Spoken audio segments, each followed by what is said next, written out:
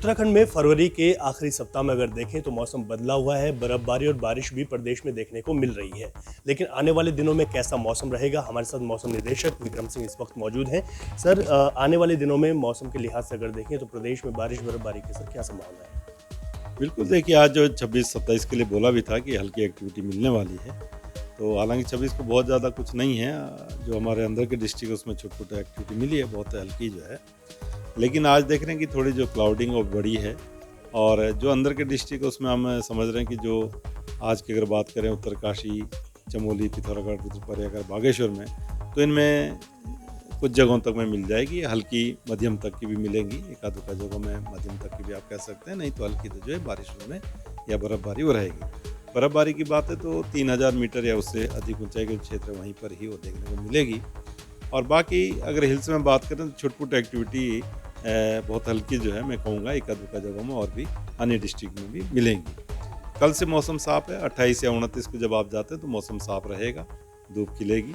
लेकिन हाँ, जब आप मार्च में जाएंगे तो फिर से एक्टिविटी वो दिख रही है। तो अभी जो ये विंटर सीजन है, जनवरी और फरवरी, ये 2 महीने रहते हैं। तो अब इसकी अगर मैं बात करूँ तो लास्ट स्पेल है, आज जो थोड़ी बहुत मिलेगी। अगला जो है 1 तारीख से जो चीज़ें रहेंगी वो आपके फिर जो है वो प्री मानसून सीजन या जो समर सीजन है उसकी वो चीज़ें होनी शुरू हो जाएगी। तो 1 तारीख से भी एक अच्छा सिस्टम आ रहा है जो पश्चिमी विक्षोभ है, और उसका ठीक ठाक प्रभाव जो है उत्तराखंड में भी देखने को मिलेगा।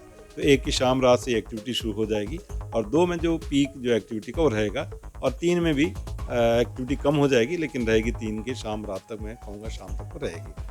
तो अगर 1, 2, 3 की बात करें तो उस समय अच्छी वो स्पेल है, और उसमें आप ये कह सकते हैं कि जो हमारे अंदर के डिस्ट्रिक्ट है उत्तरकाशी, चमोली, पिथौरागढ़, रुद्रप्रयाग या बागेश्वर की मैं बात करूँ तो इनमें 3000 मीटर या अधिक ऊंचाई के जो क्षेत्र हैं उसमें भारी बर्फबारी भी जो है 2 तारीख को खासकर वो देखने को मिल जाएगी। बाकी जगह अगर बात करें तो 3000 मीटर से कम के क्षेत्र या 2500 मीटर तक के हैं, तो उनमें आप ये कह सकते हैं कि हाँ ठीक है, हल्की या मध्यम दर्जे तक की जो बर्फबारी है, जो 2800 या 3000 के आसपास के जो क्षेत्र हैं उसमें भी वो मिलेगी बर्फबारी आपको। आप देखेंगे 2 और 3 तारीख तक जब तक आप जाते हैं। तो इस तरह की एक्टिविटी है। साथ में मैं कहूँगा जो थंडरस्टॉर्म है या हेल एक्टिविटी है, जो ओलावृष्टि होती है, वो भी आपको 1 की रात शाम से जो है वो चीज़ें देखने को शुरुआत मिल जाएगी। और 2 में उसकी भी जो एक्टिविटी हेल वगैरह की है, अंदर के डिस्ट्रिक्ट को छोड़ करके, 4-5 डिस्ट्रिक्ट को छोड़ करके जो अन्य डिस्ट्रिक्ट हमारे, चाहे वो मैदानी क्षेत्र के डिस्ट्रिक्ट हमारे, जिसमें कि हरिद्वार है या फिर उधम सिंह नगर है या फिर हिल्स के और डिस्ट्रिक्ट है, तो उसमें जो थंडरस्टॉर्म एक्टिविटी वो ठीक ठाक जो है 2 तारीख में मिलने वाली है। तो ओलावृष्टि भी उसमें आपको देखने को मिलेगी, और कहीं कहीं जो लाइटनिंग है उस तरह की भी चीज़ें जो वो देखेंगी। तो इस तरह की सिचुएशन अभी है जी। सर, इस सीजन की ओवरऑल अगर बात करें तो बारिश और बर्फबारी के लिहाज से क्या है सर? क्या सामान्य रही है, कम रही है, ज़्यादा रही है? क्योंकि इससे तमाम चीज़ें जुड़ी हुई हैं। बिल्कुल, जो विंटर सीजन है जनवरी और फरवरी, ये 2 महीने हमारे रहते हैं। तो जैसे मैंने बोला आज ये लास्ट स्पेल है, इस मंथ में मिलेगी, सीजन की भी है। और उसमें अभी तक जो हमारा जो ओवरऑल सीजन का देखें तो वो डेफिशिएंट है, -52% आज की डेट में ही ये है।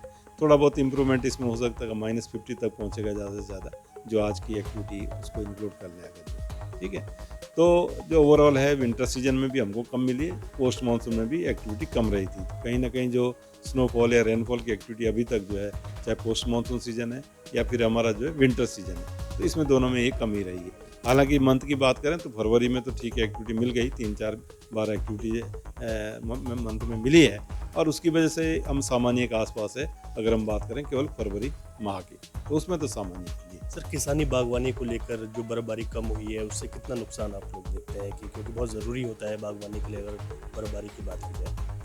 बिल्कुल, देखिए जो फरवरी है उसमें तो ठीक है, लेकिन जो पहले 3-4 महीने जो कम रही एक्टिविटी, उसका तो कहीं ना कहीं जो उसके चाहे वो प्रोडक्शन है या ग्रोथ पे है, वो चीज़ों पे बिल्कुल फ़र्क पड़ता है। तो वो चीज़ का तो कमी जो एक रही है शुरू में, तो उसका ना कहीं तो असर पड़ेगा। सर, एक डॉपलर रडार जो अब लेंस डाउन में है विधिवत तरीके से चलने लगा है, इसका कितना फ़ायदा मिलेगा सर, और कौन कौन से क्षेत्र इसमें कवर हो पाएंगे? बिल्कुल, ये जो मध्य उसका जो क्षेत्र है उत्तराखंड का, उसको ये कवर करेगा। जो लेंसडाउन में अभी रडार का उसका औपचारिक उद्घाटन भी किया गया है।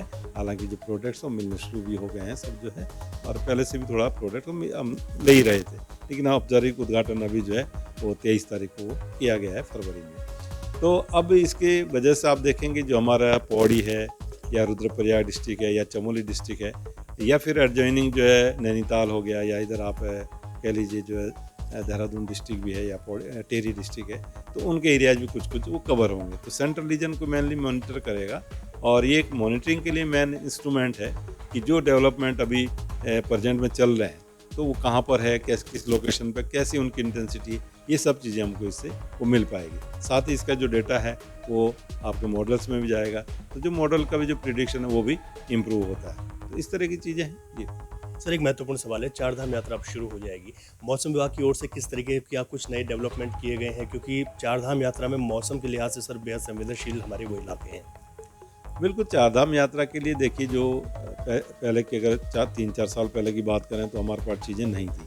आज की अगर स्थिति को बात करें तो मॉनिटरिंग के लिए जैसे बोला कि 3 रडार सब हमारे पास हो गए हैं।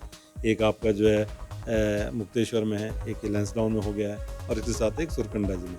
तो ये ज़्यादातर एरिया हमारा जो है कवर हो जाता है रडार की मॉनिटरिंग से जो होनी चाहिए उससे है। सैटेलाइट हालांकि जो चीज़ें हैं वो हमको मिलती रही हैं, ऑलरेडी हैं, और एक अभी नया सैटेलाइट भी लॉन्च हुआ है तो उसके प्रोडक्ट्स भी मिलने शुरू होंगे, तो उसमें भी इम्प्रूव्ड प्रोडक्ट जो है वो हमको मिलेंगे।